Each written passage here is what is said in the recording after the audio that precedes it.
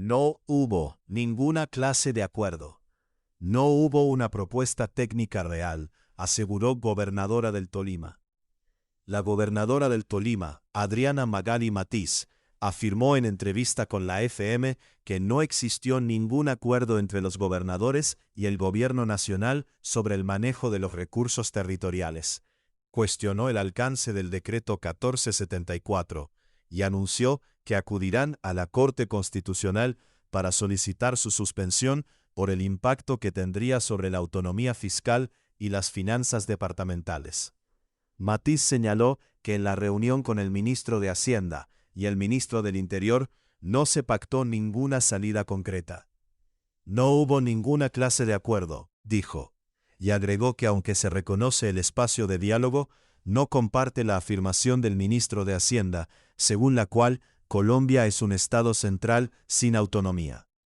Según la mandataria, esa postura contradice el artículo 1 de la Constitución, que define al país como una república unitaria, descentralizada y con autonomía de sus entidades territoriales.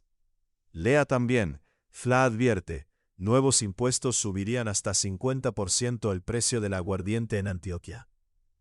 ¿Cómo afecta el decreto 1474 a la autonomía y a los recursos del Tolima?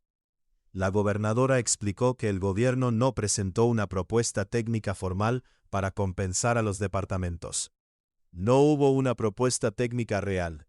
Solo se estableció que se harían mesas técnicas con funcionarios, afirmó. Añadió que los gobernadores defienden la autonomía y los recursos, porque el decreto 1474 limita el recaudo territorial al permitir aumentos solo hasta el IPC frente a 2025. De acuerdo con Matiz, si los departamentos superan ese margen, el excedente tendría que girarse a la nación. Si superamos ese límite, tendríamos que entregar el excedente, cerca de un 9%, sin saber en qué se va a distribuir, explicó. Para la gobernadora, esa medida restringe la capacidad de gestión fiscal de los territorios y afecta directamente el impuesto al consumo, que es de carácter departamental. Lea también, casi el 30% del licor que se consume en Colombia es adulterado. FLA advierte efectos del aumento de impuestos a licores. Frente a las críticas sobre la gestión de los gobernadores, Matiz respondió que el decreto impide mejorar el recaudo. Si aumentamos las ventas, como ocurre con nuestro aguardiente rosado, el excedente se iría a la nación, indicó. Agregó que el impuesto al consumo es de los territorios y no pueden arrebatarnos esos recursos mediante un decreto, lo que calificó como un asalto centralista a la autonomía fiscal. Sobre la situación de la industria regional, precisó que la fábrica de licores del Tolima no está quebrada, ha sido modernizada, no maquilamos y generamos empleo local. Según la gobernadora, el problema no es la gestión departamental, sino el límite que se impone al crecimiento del recaudo con el nuevo esquema. ¿Cuál es el impacto financiero del decreto en salud y en la industria de licores? Matiz detalló el efecto directo en las finanzas del departamento. Solo en la fábrica de licores del Tolima, las transferencias para salud, educación y deporte disminuirían un 30%, afirmó. También dijo que el año anterior el departamento recibió 113.000 millones de pesos por concepto de licores, y que, si esos recursos se reducen, no habría cómo cubrir obligaciones nuevas. Entre ellas mencionó el régimen subsidiado. Ahora debemos financiar el ADRES, que antes no pagábamos y que hoy nos exige giros millonarios, explicó.